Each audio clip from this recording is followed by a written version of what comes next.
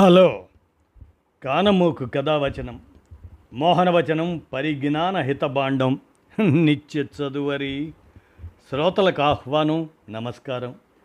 చదవదగునెవరు రాసిన తదుపరి చదివిన వెంటనే మరువక పలువురికి వినిపింపబూనిన అది ఏ పరిజ్ఞాన హితబాండమవుపో మహిళ మోహనవచనమై విరాజిల్లు. పరిజ్ఞాన హితబాండం లక్ష్యం ప్రతివారీ సమాచార హక్కు. ఆస్ఫూర్తితోనే ఇప్పుడు ప్రముఖుల జీవిత విశేషాలు శీర్షికన వెంకట్రామన్ రాధాకృష్ణన్ 97వ జయంతి. ఈ సందర్భంగా ఆయన జీవిత విశేషాలని మన కానమోకు కథావచన శ్రోతలకు వినిపిస్తాను, వినండి. వెంకట్రామన్ రాధాకృష్ణన్ 97వ జయంతి జీవిత విశేషాలు. ప్రముఖ భారతీయ భౌతిక శాస్త్రవేత్త, నోబెల్ గ్రహీత అయినటువంటి సర్ సివి రామన్ కుమారుడు, ప్రముఖ భారతీయ అంతరిక్ష శాస్త్రవేత్త, radio astronomer, sir Ashutosh Mukherjee memorial award గ్రహీత అయినటువంటి వెంకట్రామన్ రాధాకృష్ణన్ ఆయన జీవిత సంక్షిప్త పరిచయం ఆయన 97వ జయంతి సందర్భంగా మన కానమోకు కథావచన శ్రోతలకు వినిపిస్తున్నాను.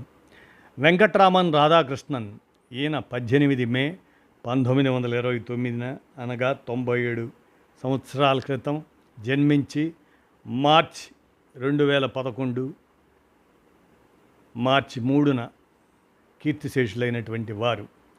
ప్రముఖ భారతీయ అంతరిక్ష శాస్త్రవేత్తగా వెంకట్రామన్ రాధాకృష్ణన్ గుర్తింపు పొందారు. అంతర్జాతీయ ఖ్యాతి గడించిన రేడియో ఆస్ట్రానమర్ ఆయన ఆస్ట్రానమీ, ఆస్ట్రోఫిజిక్స్, ఏరోనాటిక్స్ రంగాల్లో కృషి చేశారు. ఆయన ప్రముఖ భారతీయ భౌతిక శాస్త్రవేత్త, నోబెల్ గ్రహీత సివి రామన్ కుమారుడు. ఆయన భారతదేశంలోని బెంగళూరులోని రామన్ రీసెర్చ్ ఇన్స్టిట్యూట్లో ప్రొఫెసర్ ఎమిరిటస్గా తన కెరీర్ నుండి ఉద్యోగ విరమణ చేశారు. దీనికి ఆయన 1972 నుండి 1994 వరకు డైరెక్టర్గా ఉన్నారు. ఆయన 1988 నుంచి 1994 సంవత్సరాల సమయంలో ఇంటర్నేషనల్ ఆస్ట్రానమికల్ యూనియన్ వైస్ ప్రెసిడెంట్గా కూడా వివిధ హోదాల్లో వివిధ కమిటీల్లో పనిచేశారు.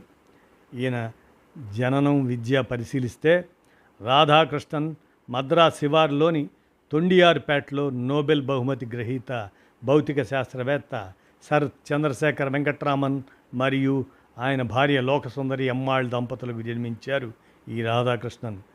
ఆయన ప్రాథమిక విద్యాభ్యాసం మద్రాసులో జరిగింది. బెంగళూరులోని ఇండియన్ ఇన్స్టిట్యూట్ ఆఫ్ సైన్సెస్లో ఫిజిక్స్ విభాగంలో చేరడానికి ముందు మైసూరు విశ్వవిద్యాలయం నుండి పట్టభద్రుడయ్యారు. ఆయన వృత్తి జీవితం గమనిస్తే రాధాకృష్ణన్ 1955-58 సంవత్సరాల సమయంలో స్వీడన్లోని గోథెన్బర్గ్లోని చాల్మర్స్ యూనివర్సిటీ ఆఫ్ టెక్నాలజీలో రీసెర్చ్ అసిస్టెంట్గా పనిచేశారు. ఆస్ట్రేలియా సిడ్నీలోని commonwealth scientific and industrial research organisation radio physics విభాగంలో మొదట్లో సీనియర్ రీసెర్చ్ సైంటిస్ట్గా, ఆపై ప్రిన్సిపల్ రీసెర్చ్ సైంటిస్ట్గా పనిచేశారు. అంతకుముందు యునైటెడ్ స్టేట్స్ ఆఫ్ అమెరికాలోని కాలిఫోర్నియా ఇన్స్టిట్యూట్ ఆఫ్ టెక్నాలజీకి సీనియర్ రీసెర్చ్ ఫెలోగా ఉన్నారు. రాధాకృష్ణన్ 1972లో భారతదేశానికి తిరిగి వచ్చి డైరెక్టర్గా రామన్ రీసెర్చ్ ఇన్స్టిట్యూట్ని పునర్నిర్మించే పనిని చేపట్టారు. 1972 నుంచి 1994 మధ్య కాలంలో రామన్ రీసెర్చ్ ఇన్స్టిట్యూట్ డైరెక్టర్గా పనిచేసిన కాలంలో పల్సార్, ఖగోళ శాస్త్రం, లిక్విడ్ క్రిస్టల్స్, అలాగనే ఖగోళ శాస్త్రంలో ఫ్రంట్ లైన్ పరిశోధనా రంగాల్లో పనిచేసినందుకు అంతర్జాతీయ ఖ్యాతిని కూడా పొందారు. 1996లో ప్రొఫెసర్ రాధాకృష్ణన్కు ఆమ్స్టర్డామ్ విశ్వవిద్యాలయం డాక్టర్ హానోరోయిస్ కాసా డిగ్రీని ప్రదానం చేసింది. ఇక ఆయనకు హోదాలు, పదవులు పరిశీలిస్తే రాధాకృష్ణన్ వివిధ కమిటీల్లో వివిధ హోదాల్లో పనిచేశారు. ఆయన 1988 నుంచి 1994 సమయంలో international astronomical union of vice ప్రెసిడెంట్గా, ఇంటర్నేషనల్ యూనియన్ ఆఫ్ రేడియో సైన్సెస్కి 1981 నుంచి 1984 వరకు దాని యొక్క కమిషన్ జే రేడియో ఆస్ట్రానమీ చైర్మన్గా కూడా పనిచేశారు. ఆయన foreign advisory committee for the Netherlands foundation for radio astronomy, steering committee of the Australia telescope national facility CSIRO, Australia advisory committee for Green Bank radio telescope, national radio astronomy observatory యుఎస్సిఎల్లో సభ్యుడు ఆయన. అహ్మదాబాదులోని physical research laboratory యొక్క governing council సభ్యుడిగా కూడా పనిచేశారు. ఖగోళ శాస్త్రం మరియు ఖగోళ భౌతిక శాస్త్రానికి సంబంధించిన ఇంటర్ యూనివర్సిటీ సెంటర్ యొక్క సైంటిఫిక్ అడ్వైజరీ కమిటీలో కూడా సభ్యుడు ఆయన. 1973 నుంచి 1981 కాలంలో Indian national committee for astronomy, అదే ఖగోళ శాస్త్రానికి కమిటీ సభ్యుడు అన్నమాట. రాధాకృష్ణన్ ఆయన జాతీయ మరియు అంతర్జాతీయ వివిధ శాస్త్రీయ సంస్థలకు ఎంపికయ్యారు. అతను royal Swedish academy of sciences, అలాగనే United States national science academy, ఈ రెండింటిలోనూ విదేశీ సహచరుడు ఆయన రాయల్ ఆస్ట్రానమికల్ సొసైటీకి అసోసియేట్ మరియు బెంగళూరులోని Indian academy of sciences fellow ఆయన. ఇక పరిశోధనా సహకారాలు పరిశీలిస్తే ఆయనవి రాధాకృష్ణన్ 1950లో రెండవ ప్రపంచ యుద్ధానంతరం రేడియో ఖగోళ శాస్త్రంతో ప్రారంభ అభివృద్ధి నుండి అనుబంధం కలిగి ఉన్నారు. భారతదేశంలో పరిశీలనాత్మక ఖగోళ శాస్త్రాన్ని స్థాపించిన వారిలో ఆయన ఒకరు. ఆయన Sweden, Caltech, CSI, RO, Sydney మరియు బెంగళూరు వంటి వివిధ ప్రదేశాల్లో తన కెరీర్ మొత్తంలో ప్రపంచవ్యాప్తంగా పనిచేశారు. తన కెరీర్లో చివరి 33 ఏళ్ళు బెంగళూరులోనే గడిచాయి. ఆయన పరిశోధనలో భాగంగా ఖగోళ వస్తువుల్లో రేడియో తరంగాల ధ్రువణాన్ని అధ్యయనం చేశారు. ఇందులో బృహస్పతి చుట్టూ ఉన్న వ్యాన్ ఎలెన్ బెల్ట్ల నుండి రేడియో తరంగాలను గుర్తించడం, అలాగనే బృహస్పతి యొక్క కోరు దాని యొక్క నిజమైన భ్రమణాన్ని తొలిసారిగా గుర్తించడం, ఇటువంటివి అన్నీ ఆయన అంశాలే. ధ్రువణ ప్రకాశం పంపిణీలకు ఇంటర్ఫెరోమెట్రీని క్రమ పద్ధతిలో వర్తింపజేసిన మొదటి వ్యక్తి ఆయనే. హైడ్రోజన్ అణువు ద్వారా విడుదలయ్యే 21 సెంటీమీటర్ల రేఖలో జీమాన్ ప్రభావం యొక్క ప్రారంభ అధ్యయనం చేశారు ఆయన. వేలా పల్సార్ యొక్క ధ్రువణత యొక్క ఆయన చేపట్టిన కొలతలు అయస్కాంతీకరించబడిన రొటేటింగ్ న్యూట్రాన్ నక్షత్రం యొక్క చిత్రాన్ని స్థాపించడంలో సహాయపడింది. అవి పల్సార్ ఉద్గార యంత్రాంగాల అధ్యయనానికి చెప్పుకోదగ్గ సహకారం. అలాగనే ఆయన న్యూట్రాన్ నక్షత్రాల ధ్రువ కేప్స్ నుండి కర్వేచర్ రేడియేషన్ యొక్క నమూనాను ఆయన ప్రతిపాదించడానికి దారితీశాయి. రాధాకృష్ణన్ ఆస్ట్రేలియాలో గడిపిన కాలం తటస్థ హైడ్రోజన్ ద్వారా 21 సెంటీమీటర్లు లైన్ రేడియేషన్ యొక్క శోషణ మరియు ఉద్గారాల యొక్క విస్తృతమైన సర్వేలో అతని నాయకత్వాన్ని గుర్తించింది. ఇది తర్వాత ఇంటర్స్టెల్లార్ మాధ్యమం యొక్క వాస్తవిక నమూనాను అభివృద్ధి చేయడానికి సహాయపడింది కూడా.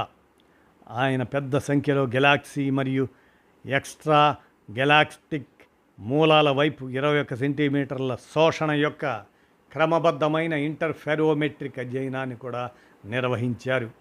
Radhakrishnan hang గ్లైడర్లు, microlight air craft మరియు సెయిల్ బోట్ల రూపకల్పన, వాటి తయారీలో కూడా సహకరించారు ఆయన.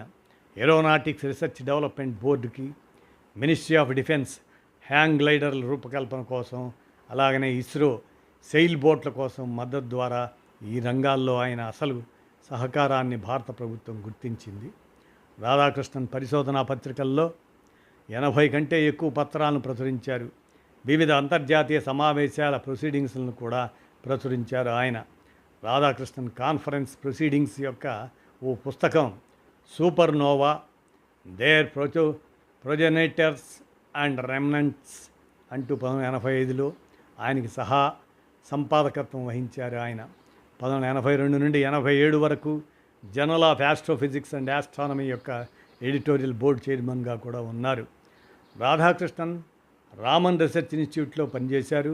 ఇన్స్టిట్యూట్లో 10.4 మీటర్ల మిల్లీమీటర్ వేవ్ రేడియో యాంటెన్నా నిర్మాణంలో పాల్గొన్నారు ఆయన.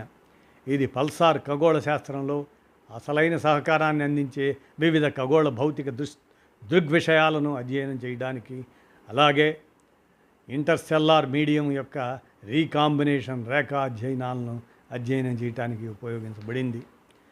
రాధాకృష్ణన్ గెలాక్సీలో డ్యూటీరియం లభ్యత, ఆస్ట్రోఫిజికల్ రామన్ మేసర్స్ మేఘాల నుండి ఓహెచ్ ఉద్గారాలకు పరిశోధన సహకారం కూడా అందించారు.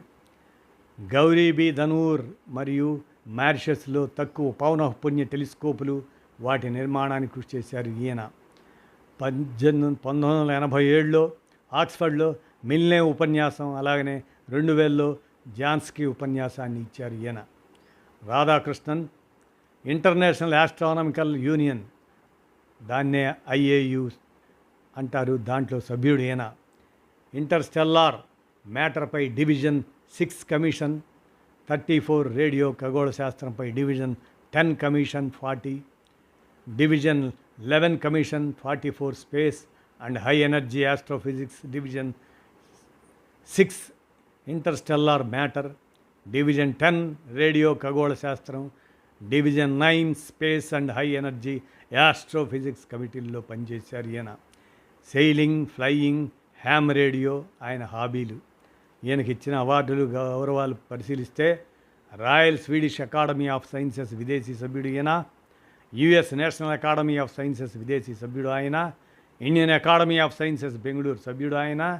ఇక MP బిర్లా మెమోరియల్ అవార్డు 2005లో, గుజర్మాల్ మోడీ అవార్డు 2003లో, sir Ashutosh Mukherjee memorial award కూడా లభించాయి ఈయనకి.